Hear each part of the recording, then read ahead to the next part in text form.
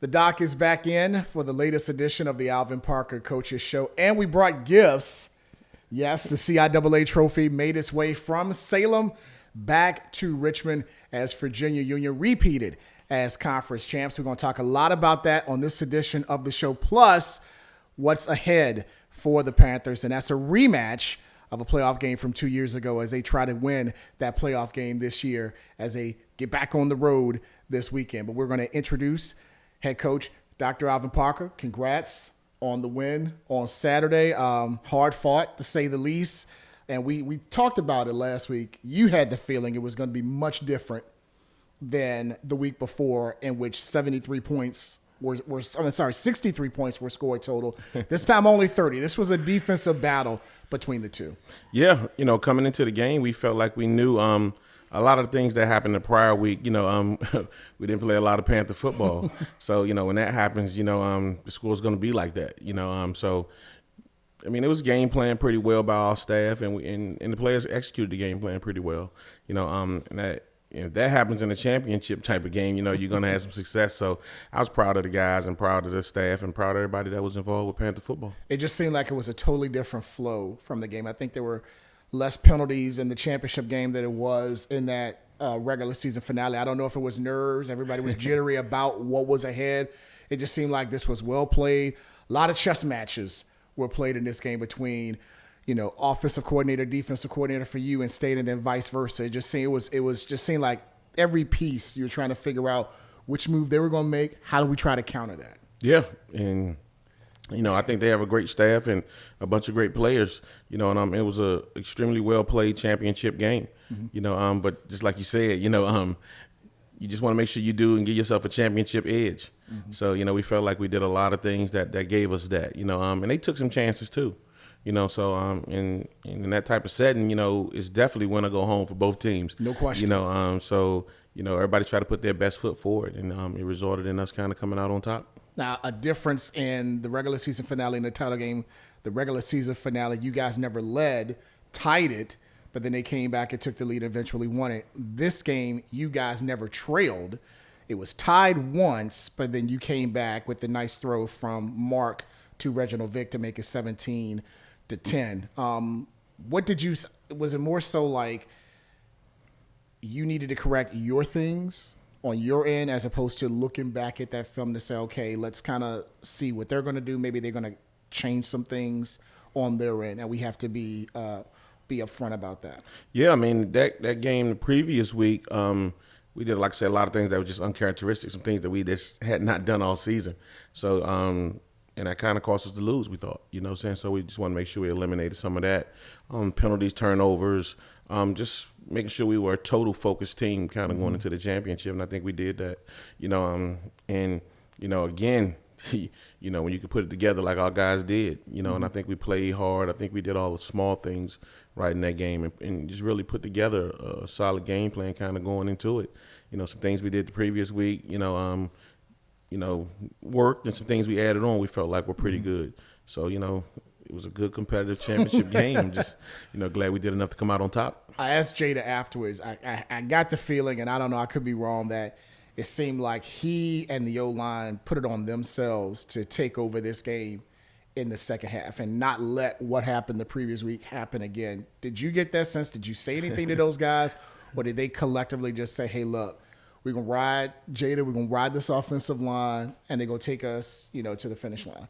Yeah, they're a solid group. We have a real great group up front, and they're easy to coach, So I think going into the game, they wanted it to kind of be placed on their back, but they want that every game though, So they're a good, hungry group. So the performance that they had, it wasn't a surprise to me, and I'm sure it wasn't a surprise to them. They're a good, strong, determined, focused group. So anytime we can put it in their hands is always a good thing. But we have a bunch of guys that can play and make some plays and do some things. So but when them guys up front take the onus, you like to see that.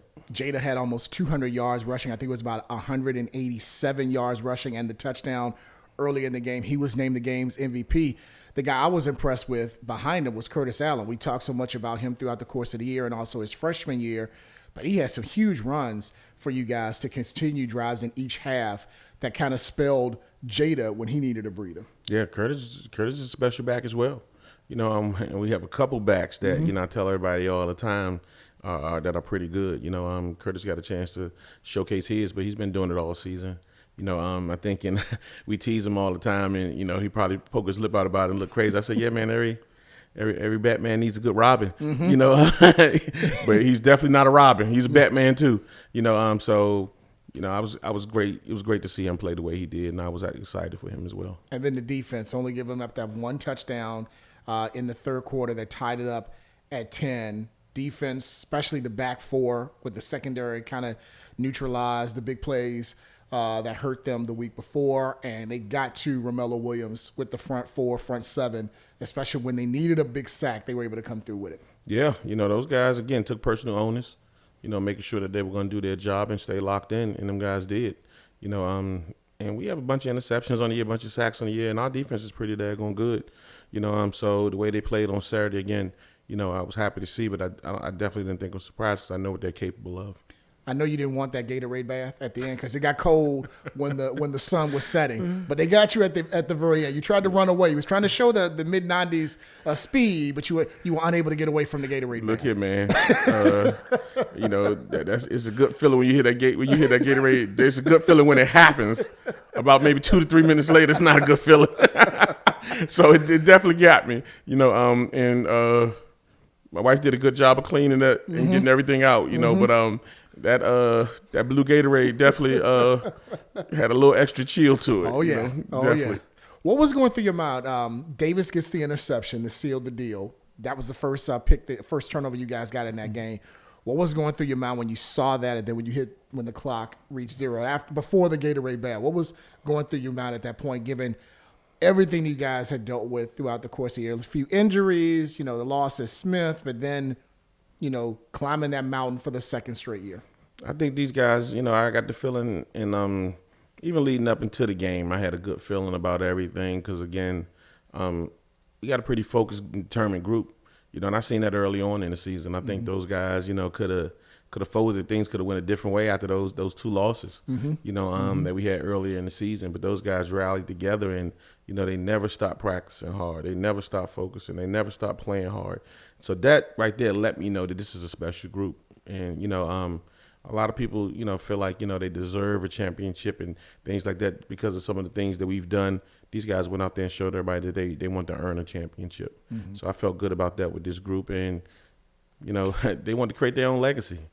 I think, a lot of guys last year won it for us, first time in 20-some years. The guys that was here last year and now this year wanted to prove that they can do it back-to-back. So they made a mark in history. Well, it seemed like they did make that legacy because now for the first time in 40 years, the Panthers can say they won back-to-back conference championships. And for the third straight year, they got another game. They're going to make the playoffs, the Division II playoffs. They're in the field of 28, and that's what Coach Parker always said. They want the opportunity. Having that opportunity, they'll get it this weekend. And we'll talk more about that matchup with Wingate this Saturday. That's next on the Alvin Parker Coaches Show. In every athlete, there's a spark, a drive. At Virginia Union University, we turn that spark into a flame. Here, it's more than athletics. It's a journey of dedication, discipline, and determination, where Panthers chase and catch their dreams. With dedicated coaches, a legacy of champions, VUU is where potential meets opportunity. Ready to transform passion into purpose, to elevate your game in life? It's time. Join us at Virginia Union University, where champions are made on and off the field. Your future starts now. Visit vuu.edu to learn more. Virginia Union University. Ignite your potential. All right, back for our final segment on the Alvin Parker Coaches Show. We've talked about the conference championship battle against Virginia State, hard fought, and credit to Virginia State for what they did to make the title game, winning, 6 games in a row to get to that point. Kudos to Coach Frazier and his staff and his team.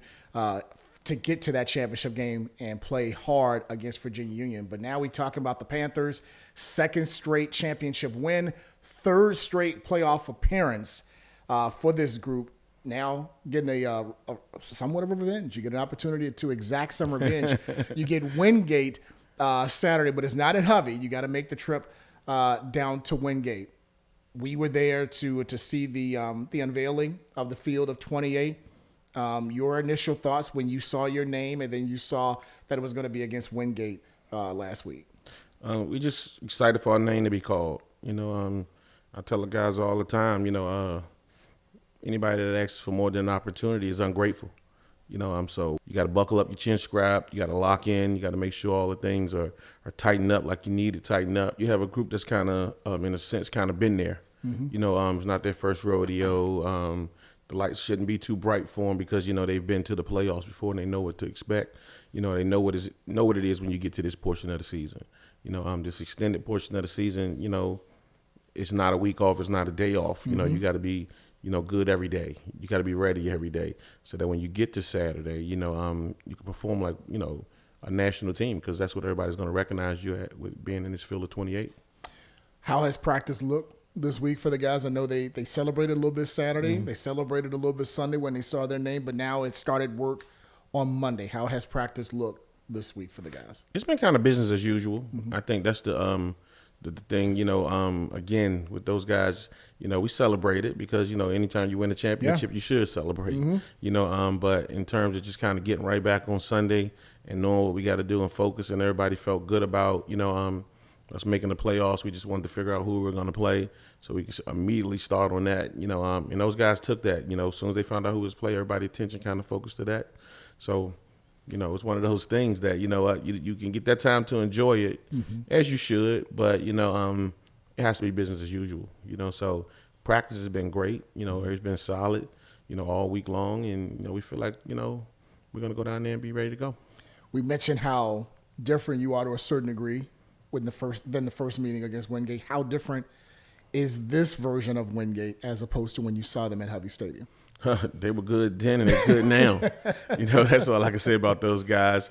But I think more along this run, I found out more about myself as a coach. I think the staff has found out more about themselves, because, again, as a staff, this is our third time going, mm-hmm. So, in terms of how to prepare the guys or in terms of kind of the plan to lay out for the guys. So you find out that that's something that's pretty different. And then you kind of rally on some of your experience that you have, to kind of guide you along the way. But in terms of Wingate as a team, they're a great ball club. Mm-hmm. Again, like you said, they're champs as well. And they have a lot of guys with a lot of experience, a lot of playoff experience, a lot of postseason experience. So it'll be two good ball clubs going up against one another this coming Saturday. The Panthers, second straight championship win, third straight playoff appearance for this group. Now getting a somewhat of a revenge. You get an opportunity to exact some revenge. You get Wingate Saturday, but it's not at Hovey. You got to make the trip down to Wingate. So for Coach Parker and also for entire staff behind the scenes making us look good, I'm Sean Robertson. Hopefully we'll talk to you next week on another edition of the Alvin Parker Coaches Show.